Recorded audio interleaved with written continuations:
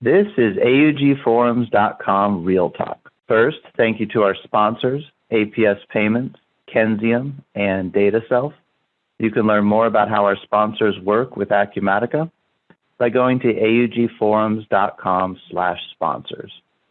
My name is Tim Rodman, and I'm coming to you live on Tuesday, October 27th, 2020. This is episode number 29, The Current and Future State of Electronic Business Payments, with Patty Benitez from APS Payments. Patty, thanks for coming on today, and I'll let you go ahead and introduce yourself. Thank you, Tim. It is definitely a pleasure to be able to participate in such an informative forum. My name, as Tim mentioned, is Patty Benitez. I'm with APS Payments. I've been working in the channel and ERP integrated space for a little over 20 years. I started my journey for an ERP system, and that point of sale solution required credit card payments at all times. At that moment, I didn't really have a clue as to the different providers that were available, so I would recommend the same provider every time. Once I joined APS, and I've been at APS Payments for 5 years, I learned that there are many programs in place that a merchant can take advantage of to lower rates, to make the process within their ERP much easier and straightforward, as well as, of course, seamless. And as part of my journey, I've made it a point to inform all of the customers that I've ever been in touch with, all of the partners that I'm in touch with, about such programs and such integrations. So you said over 20 years. I think 20 years is a common definition. So you said over 20 years. I think 20 years is a common definition for a generation. So you've been doing this for over a generation. That's pretty impressive. Yes, and the benefit, it's hard to believe. I had the chance to speak at an Acumatica summit during the last summit in February. And one of the topics was the transition from generation to generation. We were actually talking about on-premise solutions versus cloud solutions, for example. And I really got a chance to reflect back on where I started and how far I've come as far as the knowledge of technology and the resources that are now available to us. There's a big comparison, let me tell you. But that background, I'm sure, helps, especially with something like payments, which seems very simple on the front end, but on the back end, I'm sure there's a lot of things that make it maybe not complicated, but make it challenging from a legal standpoint, from a government regulation standpoint, et cetera. So I'm really looking forward today to kind of picking your brain on a few things. And I thought maybe we'd start with the, I'll call it the old way, but for many people, it's the current way of making payments. And especially maybe we start with a business to business situation. So let's say I'm a manufacturing company and I sell to distributors. And maybe I'm old school like the Dunder Mifflin company in the TV show The Office. And so people call me to place orders, and I send them an invoice in the mail, and they mail me back a paper check, and they mail me back a paper check, and I take it to the bank and I deposit it. In 2020, that just doesn't seem very modern to me, but maybe there still are legitimate reasons to still cut checks. In your opinion, is there still a business scenario where that makes sense, or do you have an electronic solution for everything these days? Nowadays, and especially given the current situation, we have discovered, created solutions that will absolutely eliminate the need for any type of paper document, payment document, to be provided. And let me tell you why. Research proves that COVID-19, for example, will remain active on paper anywhere between 3 and 5 days. That is enough time for you to put a check in the mail, have the vendor receive it, and process.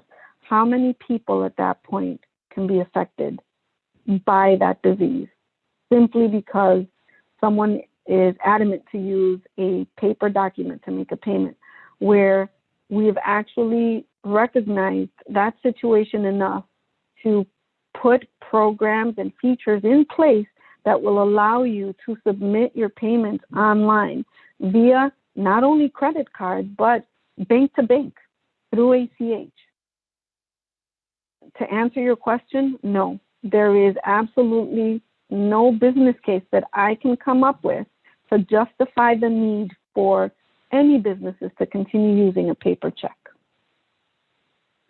I hadn't even thought about the virus transmission paper angle. I guess I was just thinking about the fact that many people are still working remotely and the address problem of having the checks all go to one address, and then you've got to go physically go there to pick them up and then bring them back to your remote office. But that's a great point about even the transmission of the virus on paper, another factor to consider there. Maybe back to so like if I'm that manufacturing company and let's say I'm invoicing my distributors, I mean, these are not small retail invoices, right? I mean, they might place a big order and it could be $10,000. And when I first think personally about an electronic payment, I think about the credit card payments that I make too often. It seems like online or wherever these days.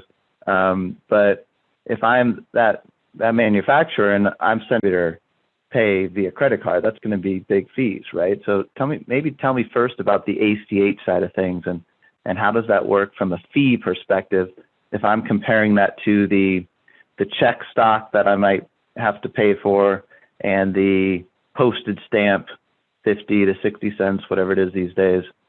How do fees on the ACH side compare to that? They make accepting payment via an electronic format very, very inexpensive. But not only the payment fees will go down, the time that you require in order to process the transactions will also go down. I was going back to my initial, my beginnings as a salesperson. I would receive a copy from our accounts receivable department of the check. I would have to go into my sales department of the check. I would have to go into my sales order module, key in the check information, invoice it, and then my accounting department would take it from there, right?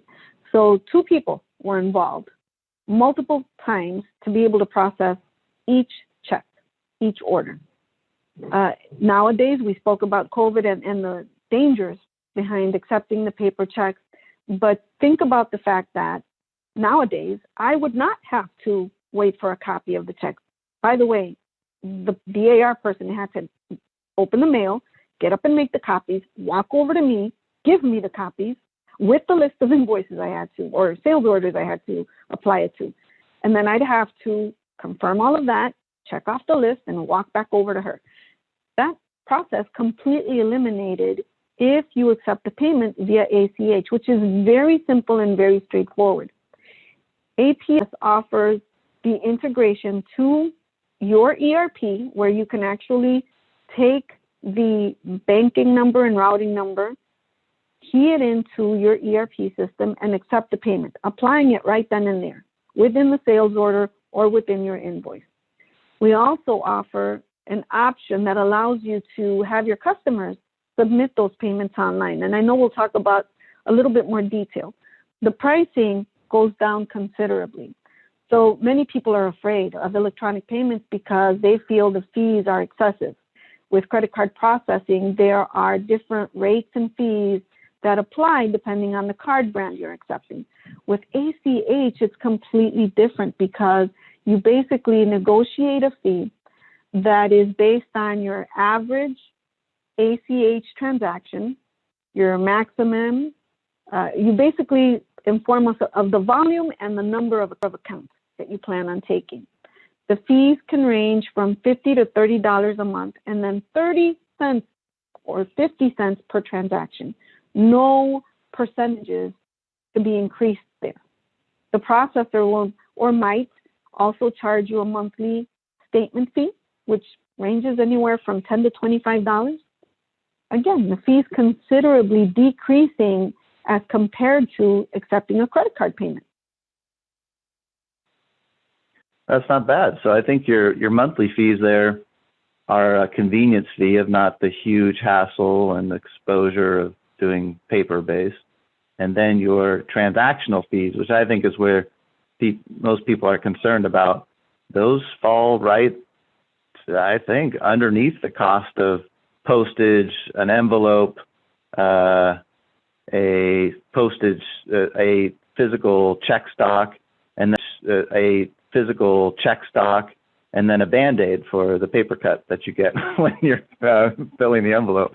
So that I can see now why you would say there's not really a legitimate business scenario that can't be replaced, at least with ACH, when you're, especially in a B2B situation where you're cutting checks.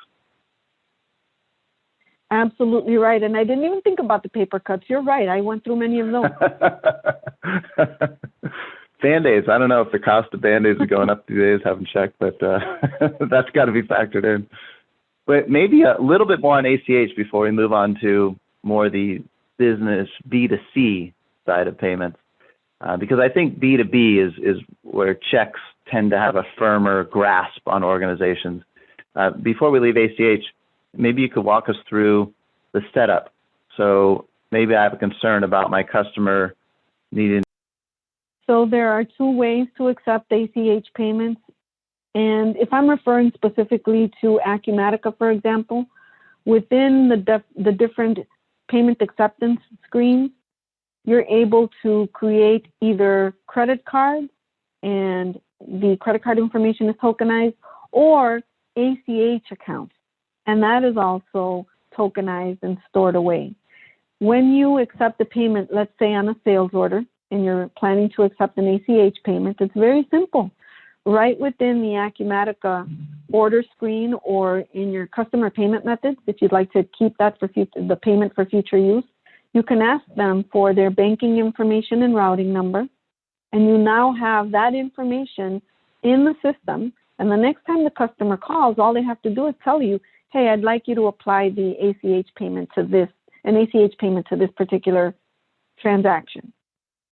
Is even more straightforward. Through the click-to-pay portal, your customer will receive your invoice, and on the body of the invoice, there is a click-to-pay button.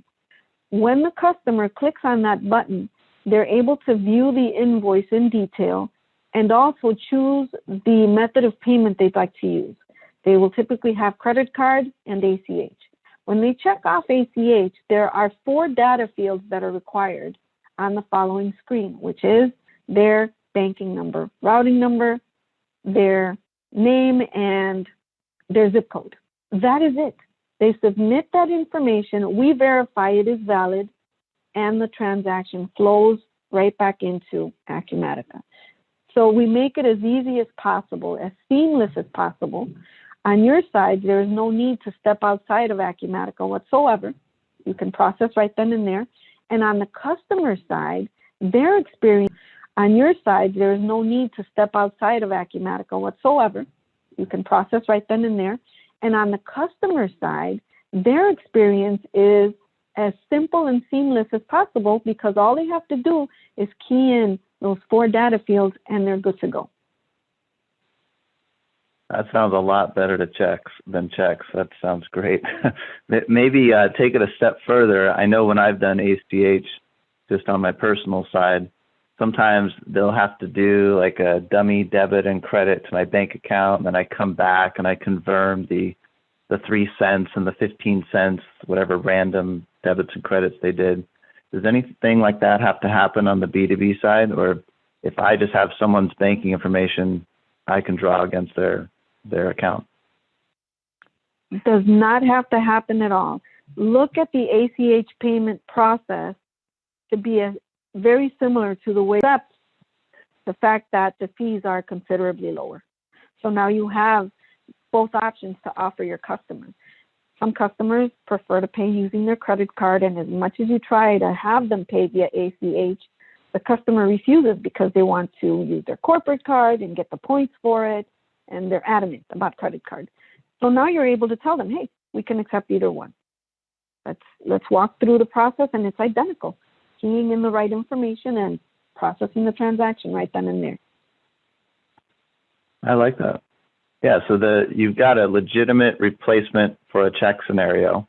And to your point, I guess the customer does have to sign off on that, but it sounds like a very seamless process. Then if you take it to the next step, if we leave ACH and move on to the credit card side, so you mentioned the corporate credit card, maybe let's stay in the B2B situation. And the customer says, no, I'm only going to pay with a credit card. And the customer says, no, I'm only going to pay with a credit card. Let's talk about how that process works and how those fees work and how they compare to ACH. Paying via credit card in a B2B scenario is what really captivated my attention as a consumer and as someone that has sold point-of-sale systems and recommended a credit card company for years. In the B2B space, there is a program called Level 3 Processing. I had never heard of it before. I joined APS about 5 years ago. And much to my surprise, Level 3 Processing lowered the rates that I was accustomed to and I was perfectly happy with in half. I couldn't understand why, so I had to do a lot of research in order to understand it. For those of you in the audience that have not or are not familiar with Level 3, it's a program that was put in place by the card brands, Visa and Mastercard, about 10 years ago. For any US-based company accepting business-to-business or business-to-government transactions and providing Visa MasterCard with 13 to 16 data fields, Visa and MasterCard would agree to lower the rate in half. Sometimes there are transactions that are very high volume transactions and the customer refuses to pay via ACH. So Visa MasterCard recognized the fact that many businesses were accepting those high volume transactions and of course wanted to motivate them to process them using a credit card. They offered to lower the rate even lower than half of what was the standard. I have seen the rates go down, depending on the volume of the transaction, to 0.08%. Now think about it, for everybody out there. A standard rate right now, and I'm going to go on the low end, would be 2.65.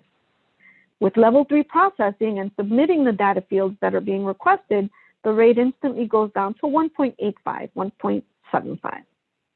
If it's over $7,000 to $10,000 and there are different brackets, think about that rate going all the way down to 0.08.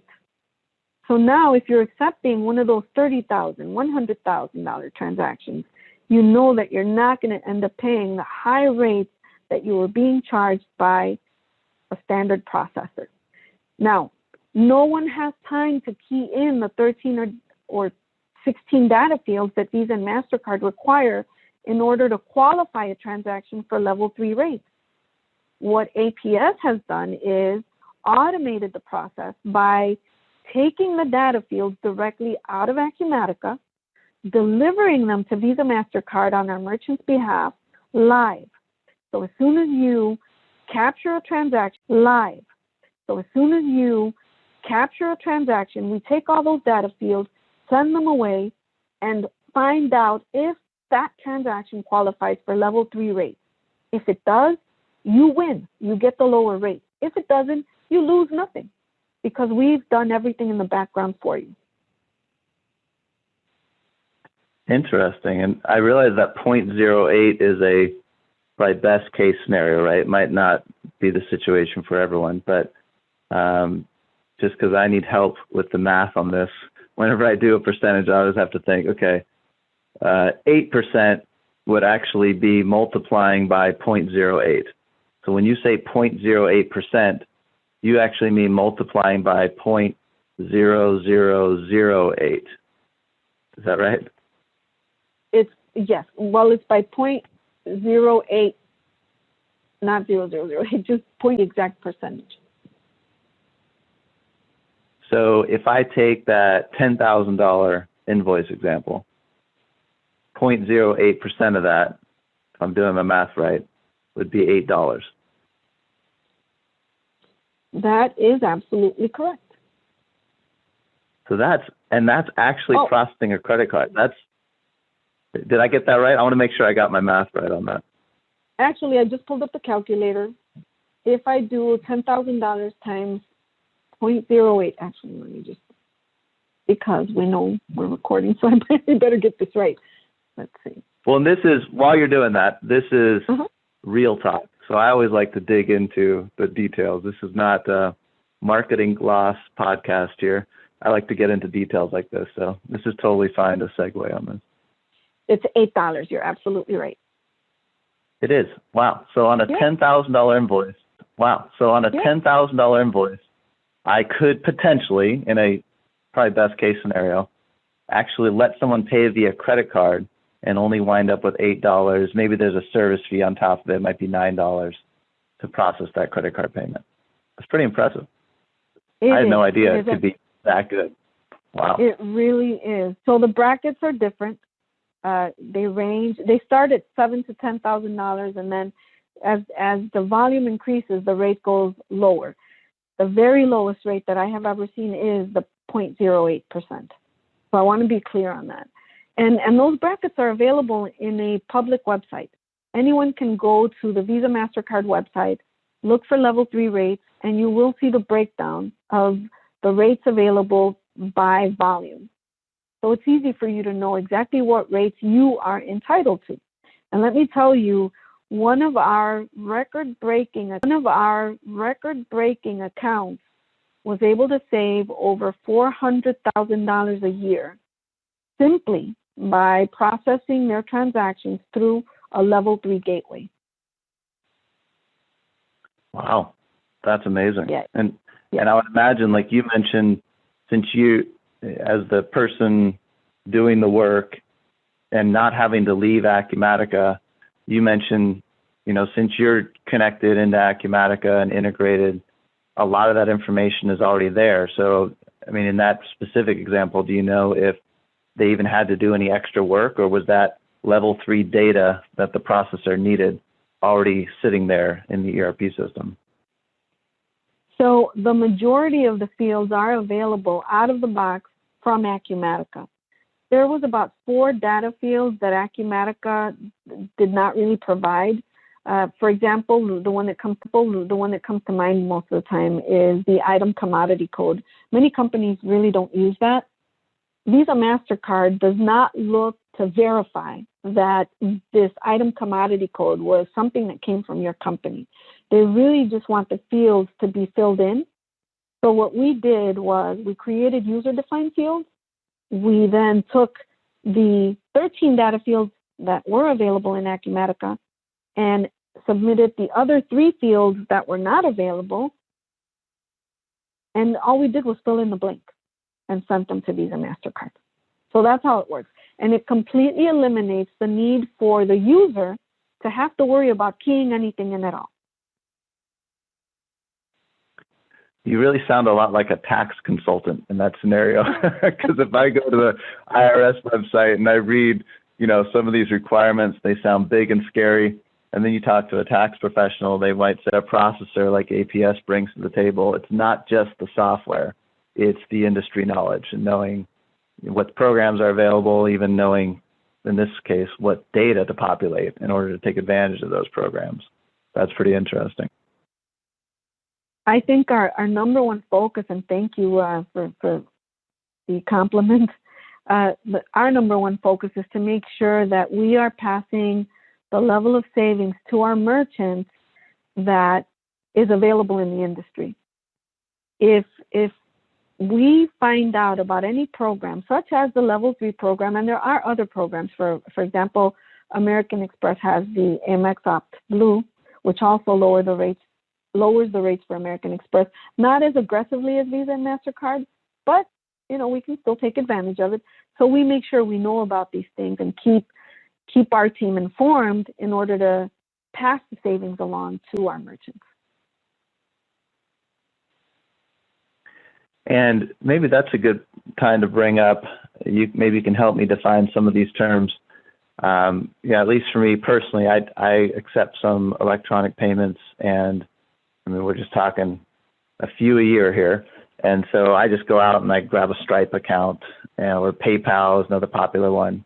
And I think the rates for credit cards normally like 2.9, 2.8%. And it's a great place to start because it's super simple and easy. But then you start, if you become a legitimate business and you're accepting more and more of these, then you start to read about these different terms, and maybe you can help define. Here's just three that I'll throw out there. You can add some additional ones. Three I've seen are, one is a gateway, one is a processor, another one is an integrator. When I go out and I just get a Stripe account, I don't care about any, but maybe you can help break down how the differences between Stripe and a company like APS. And maybe we could start with those three terms: gateway, processor, and integrator, and you can define some additional ones that I might have missed.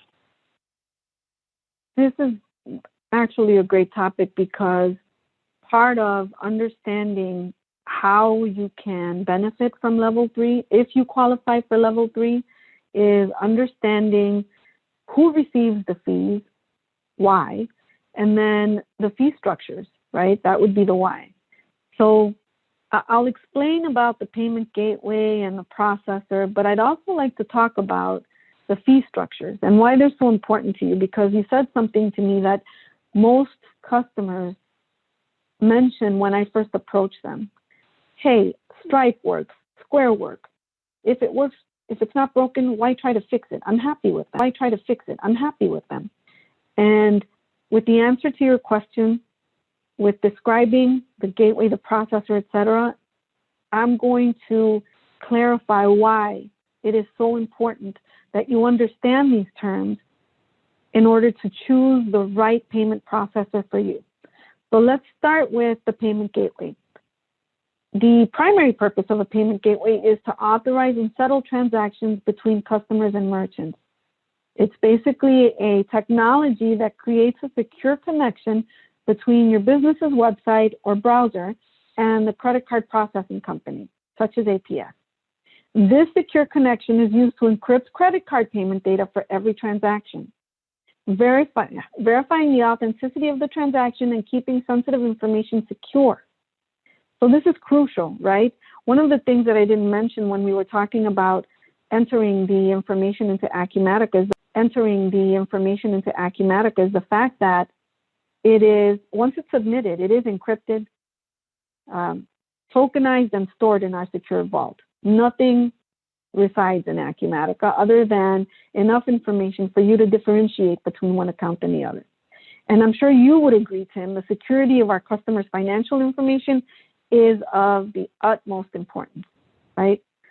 Data breaches can bring a company under. So we're very, very cautious about that. And that's why understanding that a payment gateway and what a payment gateway can provide is so important. Now, as I'm explaining this, I also want you to know APS is a gateway and a processor, and you'll understand why. A payment processor is the company that handles the credit card and debit card transactions for a business. If the payment gateway, let's look at it this way, if the payment gateway moves encrypted data around, then the processor moves the funds from one account to another. Does that make sense? So it sounds like the gateway sounds a little more technology oriented. It's the software, that's the technology that makes it happen. The processor sounds like more the business side. Maybe that's what gives you authority to actually pull an ACH money out of someone's account without having to do those dummy debits and credits.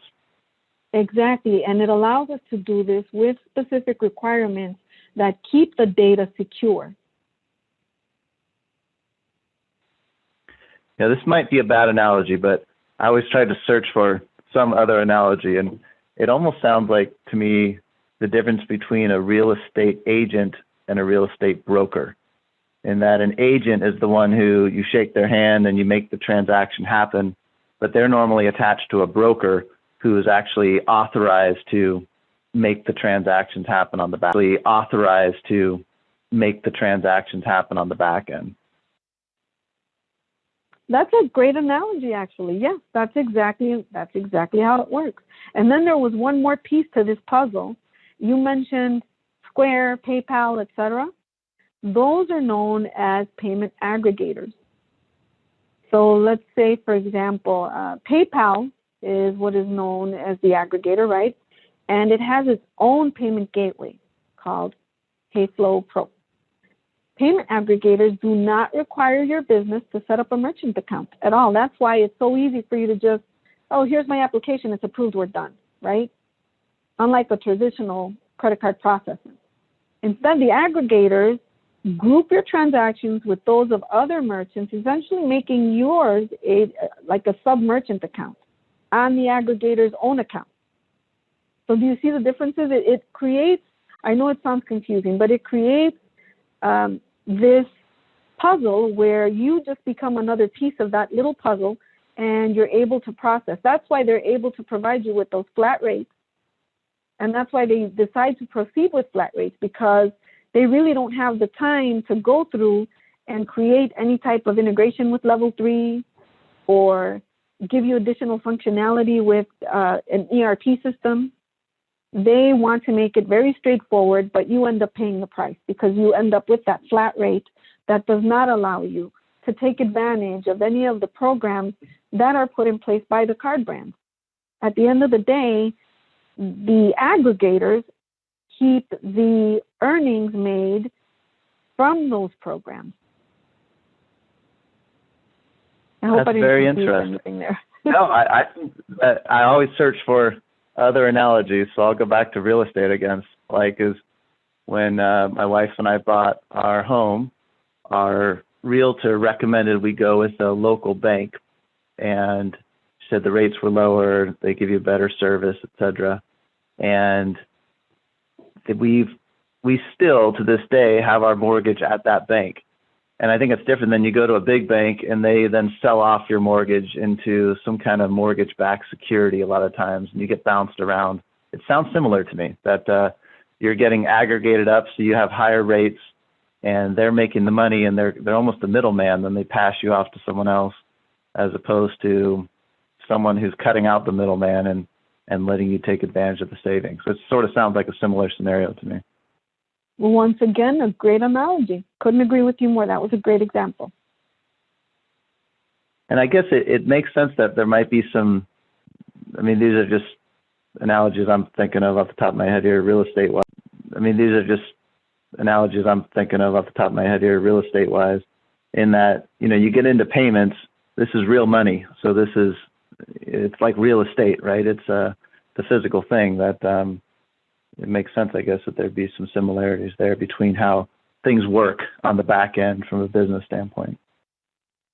Very much so. And the last piece of this puzzle, and this is the part where I want anyone that ever decides to accept credit card or ACH payments to get informed. What are the reasons behind you accepting a flat rate? Why would you? There are different fee structures. Flat rate is only one of them.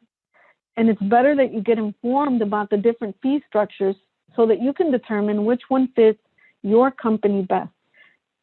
Don't let the aggregator, the processor, or the gateway provider decide this for you. It should be the other way around.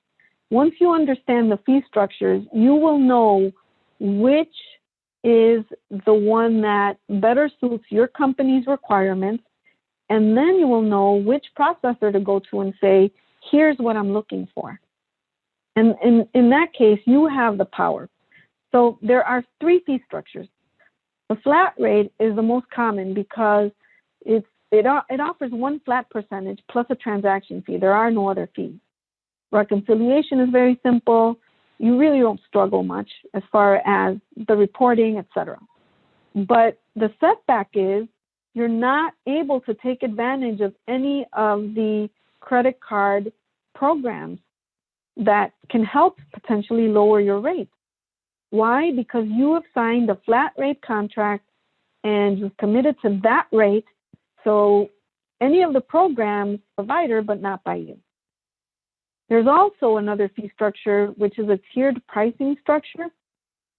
Tiered pricing creates buckets, and typically the processor in that case has the power to designate each transaction into a specific bucket. So they offer fully, mid, and non-qualified buckets. When we check tiered pricing statements, the majority of the transactions are non-qualified. What does that tell you? The processor is making more money on each transaction. They're protecting themselves, right? Yes, they may set transactions in the fully qualified or mid-qualified buckets, but minimal. When we typically ask the merchants to explain the criteria behind each one of the buckets, what is the deciding factor that places a transaction in are, they just know the processor decided most of my transactions are not qualified, I'm paying the higher fees. The last fee structure, and I personally feel is the most transparent, is Interchange Plus. In a nutshell, Interchange Plus allows the processor to pass the hard cost from the card brands directly to the merchant and then negotiates a markup fee. So if Visa and Mastercard have that 2.65 rate right now, that's the rate the merchant has to receive. And then there's usually a 10-cent markup or 15-cent markup. Sometimes it can go as low as 3 cents, depending on the volume.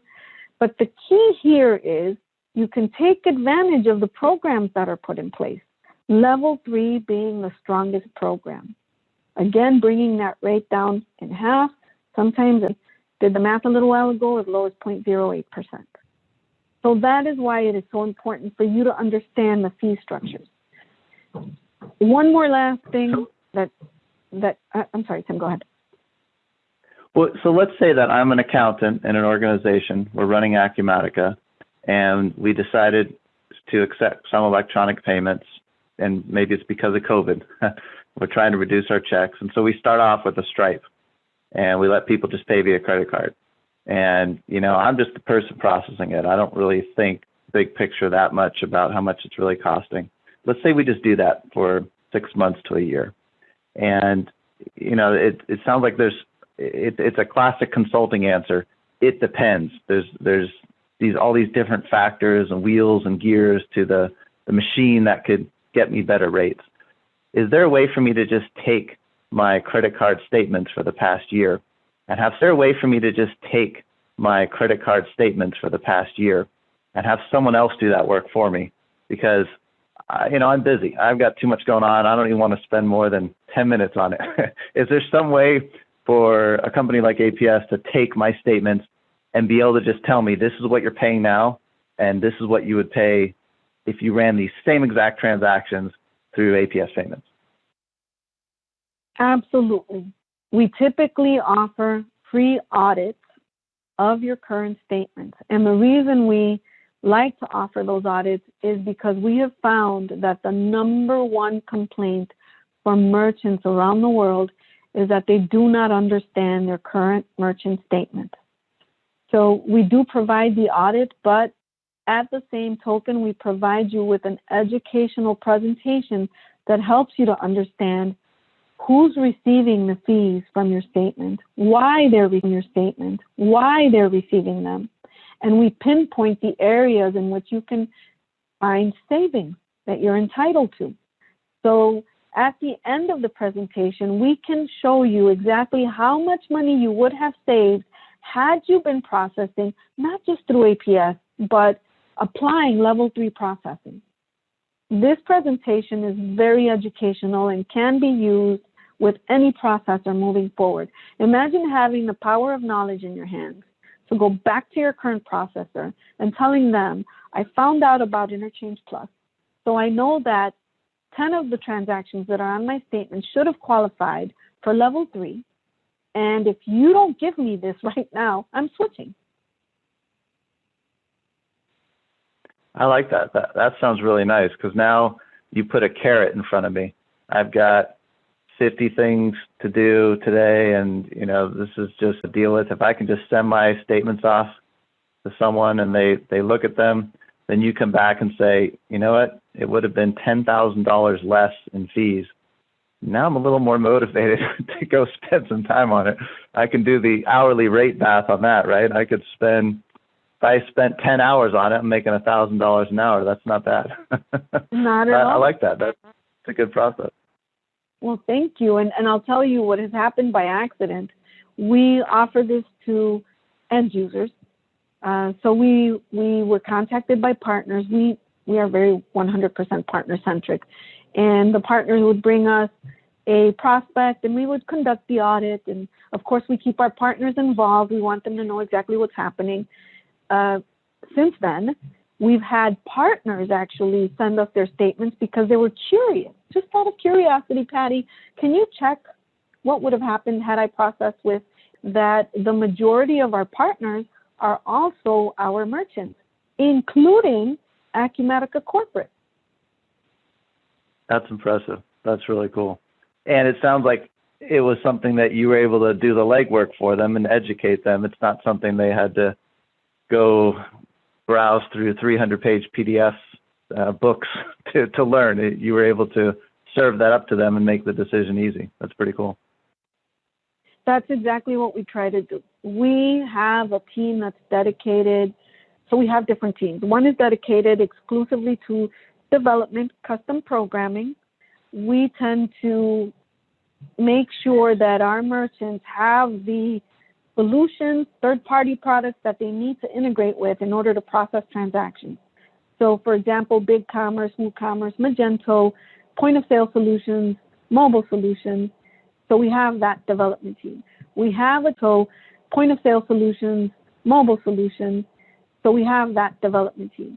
We have a team of credit card processing industry experts that come from banks that are the back-end banks, such as TSYS or Elavon, Wells Fargo, et cetera. They continue to maintain their education as far as the different programs, the different fees, et cetera. So we share all of that knowledge with our merchants. When we present the analysis, it's more about, let us teach you what to look out for. No matter where you decide to process, here's what you have to look for. And keep those bullet points in mind in order to verify that you're getting the rates that you're entitled to. So yes, we will definitely do all the legwork. We're happy to do so. And we keep all of our company informed of new programs so that we can share that information. Sounds great. I know you need to run in a few minutes, so maybe in our final few minutes here, we talked about checks, we talked about ACH, we talked about credit cards. Do you see there being, with ACH and credit cards being the primary electronic options we have nowadays, if you fast forward 10 years or so, do you foresee a third new type of electronic payment option on the horizon? Wow, that question really threw me off, Tim. Let me think. So, I've been so good about thinking back at my beginnings and how the world has changed and how nowadays the millennials have all of these options. I think they're so spoiled. They just have everything at the tip of their fingers. What would be that? You got that option? right. Yeah. So contactless it's what's coming, right? I mean, everyone during this Christmas season, we know there's going to be record-breaking transactions happening via the e-commerce sites. So I'm headed more towards e-commerce, the ability to process transactions, make your payments, get your deliverables without having to leave your home at all as you do now. The drones that are shipping items, I'm trying to think around payments. What more can we possibly offer other than really you won't have to create any more payment types and just combine them into one. That's really all I can think of right now. Yeah, go ahead. You haven't seen anything yet that's like ACH, credit card, and now this third thing. It sounds like ACH and credit card are still the primary vehicles for making money move. And maybe, you know, what needs to happen is that the banks lower the rates further to make it more attractive or something. I don't know. But at least for now, it seems like those are the two cars we drive to move money around. You know, the e-commerce part is just how someone places an order and all that. The payment side, it's ACH and credit card, at least for the foreseeable future. I agree with you. I think that's where we're headed in a sense that the banks will see that there's really no other option than to lower the rates one way or the other, especially with the credit card processing. I see that the ACH side of things is very flexible, and many companies, especially B2B, companies that process B2B transactions are geared more towards ACH payments. So what is that causing? Maybe some competition with the card brands? Getting those rates lowered. Makes sense. Yeah, and more banks, even more pure online banks driving that innovation to happen with the larger players.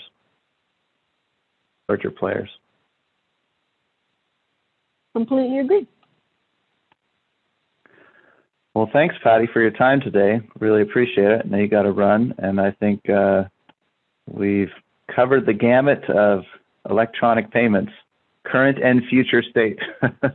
I really appreciate your time today. Thank you, Tim. It's been a pleasure. And for anyone that's interested in a free audit, very simple. Send us 3 of your most current merchant statements, and we will be happy to provide you with an educational session on how to decipher your current statements. It's a pleasure to be with you, Tim, and I look forward to many more of these chats. I hope they were helpful. Thanks again. Take care. All right.